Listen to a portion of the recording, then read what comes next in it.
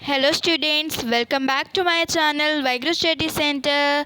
तो अब हम क्या कर रहे थे? हम डिस्कस कर रहे थे lesson number 9 of your first flight book English class 10 का chapter madam rides the bus.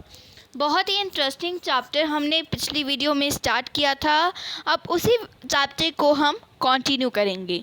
एक बार हम पढ़ लेते कि हम पढ़ क्या रहे थे। बिफोर यू रीड, हम रीड करने से पहले देखते हैं।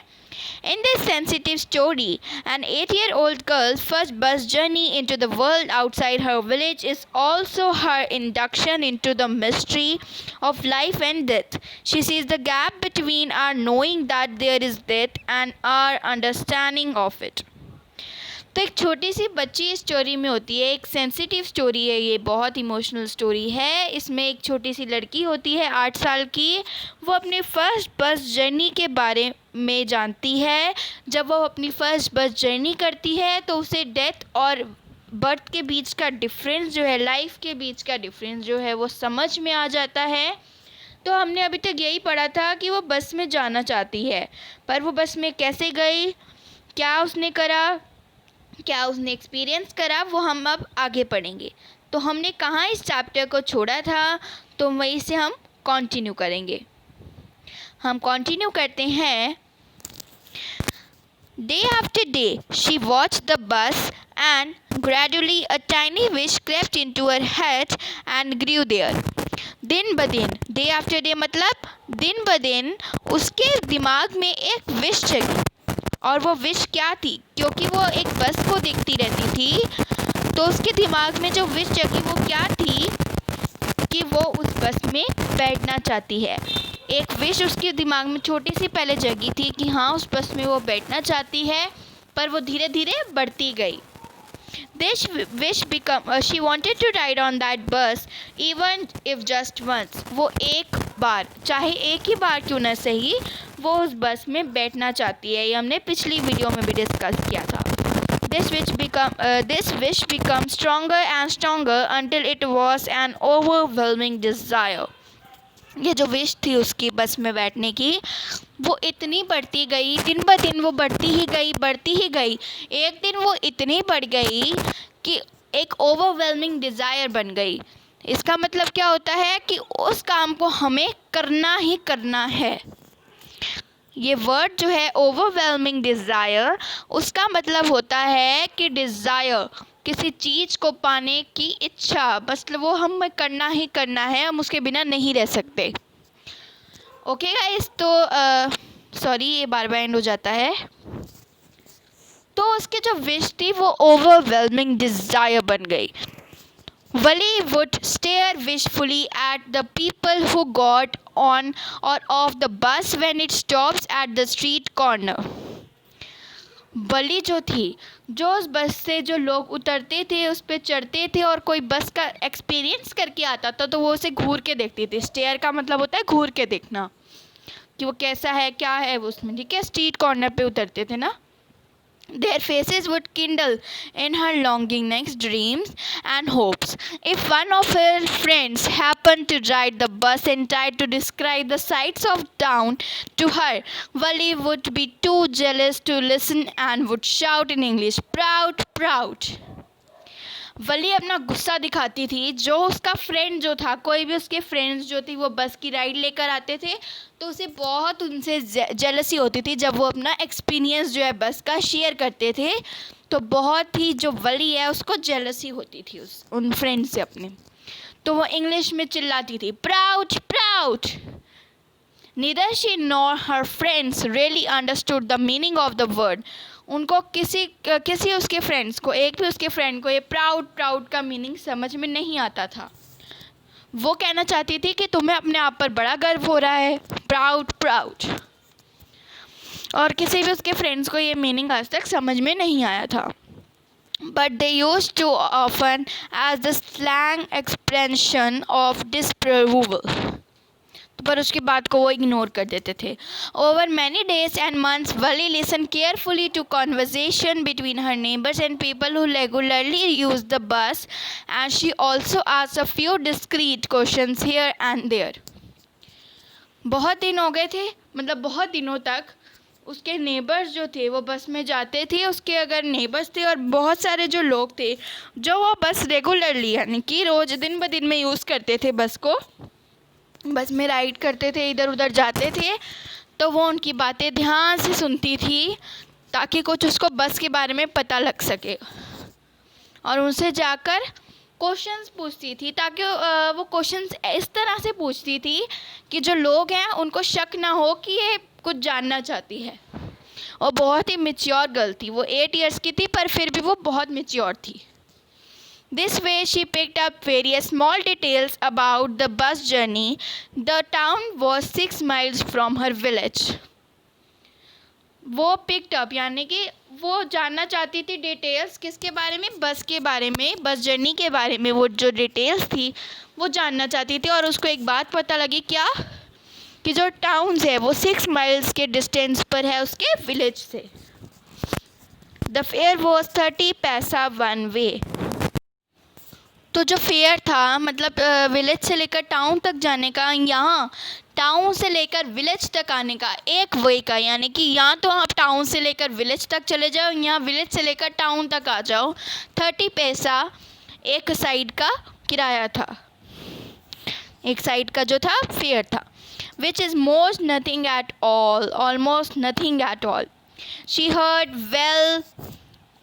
Heard one well dressed man से, बहुत ही अच्छे ड्रेस में एक मैन था, उसने उसको सुनते हुए वली ने उस मैन को कुछ बोलते हुए सुना, क्या?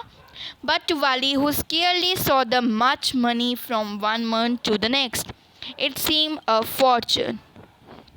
The trip to the town took 45 minutes. उसे और बात पता चली कि जो ट्रिप है वो 45 मिनट्स लेती है एक जगह पर पहुंचने के लिए, यानी कि विलेज से लेकर टाउन तक पहुंचने के लिए वो 45 मिनट्स लेती है।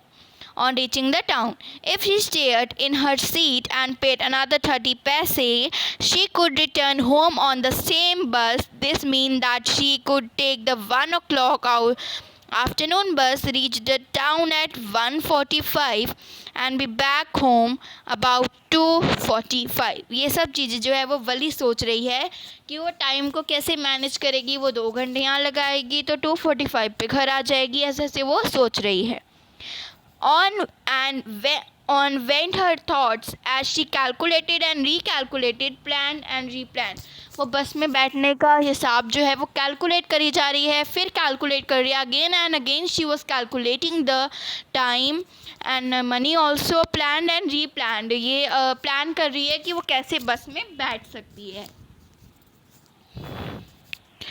थोड़े क्वेश्चंस आ गए यहाँ पर, ये बाद में डिस्कस करेंगे। Well one fine spring day the afternoon bus was just on the point of leaving the village and turning into the main highway when a small voice was heard and shouting. Spring day था, एक spring day था, दोपहर में जो बस थी वो आ रही थी just on the point of living the village. Village में वो लीव करने ही वाली थी, यानी कि विलेज को वो छोड़कर के मतलब टाउन में जाने ही वाली थी। जो बस मैन है, जो बस चलाता है, उसको एक वॉइस सुनाई दी, छोटी सी बहुत प्यारी सी वॉइस उसको सुनाई दी। हर्ट एंड शाउटिंग, वो शाउट कर रही थी voice, stop the bus, stop the bus, bus को रोकिए। And the tiny hand was raised commandingly, जो टाइनी हैंड था वो एक कमांड देते हुए, रेस हैंड हम करते हैं ना, कुछ मैम पूछती है तो हम हैंड रेस करते हैं, वैसे एक हैंड जो है वो रेस हुआ, हैंड उसने ऊपर किया, और वो कौन था? वो वली थी। The bus slow down to a crawl, crawl एक मतलब धीरे धीरे से जो बस है वो रुकती गई। एंड द कंडक्टर, जो कंडक्टर होता है टिकट कलेक्टर, वो sticking his head out of the door, उसने डोर के बाहर देखा और उसने बोला, hurry then tell whoever it is come quickly.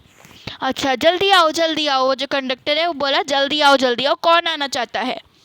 It's me shouted वली, वली ने कहा मैं हूँ, I am the one who has to get on, मैं हूँ जो ऊपर चढ़ना चाहती हूँ। By now the bus had come to the stop and the conductor said, oh really? You don't say so? तो जो कंडक्टर था वो बहुत सरप्राइज हुआ उसको देखकर, उसने कहा सच्ची में तुम आना चाहती थी ऊपर? Yes I simply have to go to town. जो कह रही है कि वली कह रही है, ये वली कह रही है कि हाँ मैं ही हूँ जो टाउन जाना चाहती हूँ आपकी बस से। Still standing outside the bus and here's my money. तो जो बस के बाहर खड़ी थी और उसने मनी अपना पकड़ाया, तो उसने कहा हियर्स माई मनी, ये मेरा पैसा है, ले लीजिए और मुझे टाउन में छोड़ दीजिए, मुझे टाउन जाना है। तो she showed him some coins, उसने कॉइन्स दिखाई कुछ। तो कंडक्टर ने क्या कहा, okay okay but first you must get on the bus. हाँ जी ठीक है, आपको आ जाना है तो आपको सबसे पहले बस के ऊपर चढ़ना तो पड़ेगा, said the conductor and he stretch out a hand to help her up. तो उसने धीरे से अपना हाथ है कंडक्टर ने आगे बढ़ाया, उसने स्ट्रेच आउट किया मतलब आगे बढ़ाया हैंड अपना उसको हेल्प करने के लिए वली को। नेवर माइंड शी सेड, उसने कहा कोई बात नहीं, I can get on by myself, मैं खुद चढ़ सकती हूँ, you don't have to help me, आपको मेरी हेल्प करने की कोई ज़रूरत नहीं है। मतलब इतनी मेच्योर और कॉन्फिडेंट वो गर्ल थी छोटी सी कि उसने कंडक्टर को ऐसा बोला कि मैं खुद चढ़ सकती हूँ, आपको हेल्प करने की ज़रूरत नहीं है। उसका एटीट्यूड शो हो रहा था। The conductor was a jolly sort fond of joking. वो कंडक्टर जो था वो मजाकिया टाइप का था, उसे बहुत फॉन्ड था जोक करने के लिए।